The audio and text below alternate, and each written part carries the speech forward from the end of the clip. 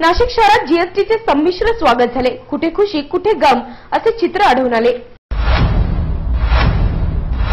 जीएसटीच्या जे काही आज आम्ही अभ्यास केला त्याच्यात घरांची किमती कमी होणार आहेत, कारण जे त्याला लागणारे जे मटेरियल आहे त्या मटेरियलच्या किमती कमी दाखवलेल्या आहेत। परंतु या किमतीच्या खरोखर कमी होत असतील तर गोरगरिबांची घरं होणं, जीएसटीच्या माध्यमातून त्यांना कमी पैशात घर मिळणं ही फार मोठी उपलब्धी या ठिकाणी राहील।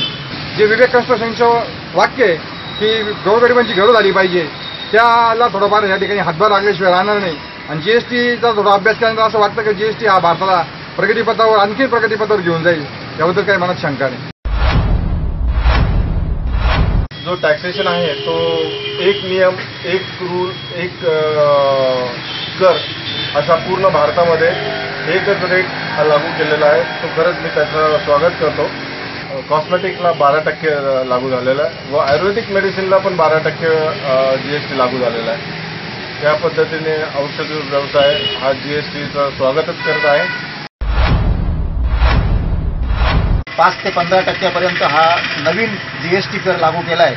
आतापर्यंत आम्हाला यातली काही माहिती नव्हती, परंतु त्यातही आम्ही एक छोटे व्यावसायिक 20 लाखाच्या आत जर आमचा टर्नओव्हर असेल तर त्यांना घाबरण्याचं कारण आहे असं त्यांनी काल माननीय वित्तमंत्री यांनी सांगितलंय।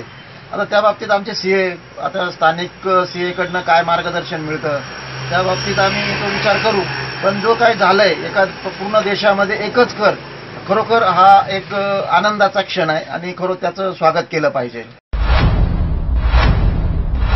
त्यामुळे आमच्यासारखे सर्वसाधारण व्यापारी यांच्यावर तो भार पडलेला आहे आणि त्याचप्रमाणे तो भार ग्राहक वर्गावर सुद्धा पडलेला आहे। ही थोडी खंत आहे, त्याची सरकारने आमची थोडी बाजू समजून घ्यावी।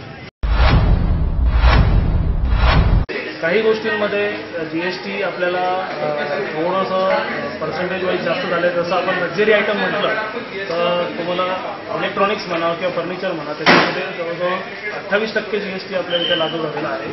त्याच्यानी थोडंसं फरक पडण्याचा चान्सेस आहे, पण तरी पण जर ओव्हरऑल बघितलं जे रोज लागणाऱ्या वस्तू ज्या आहेत गृहोपयोगी किंवा बाकीच्या वस्तू ज्या आहेत त्या स्वस्त करण्यात येतील पुढे, पण असं दिसतंय आता।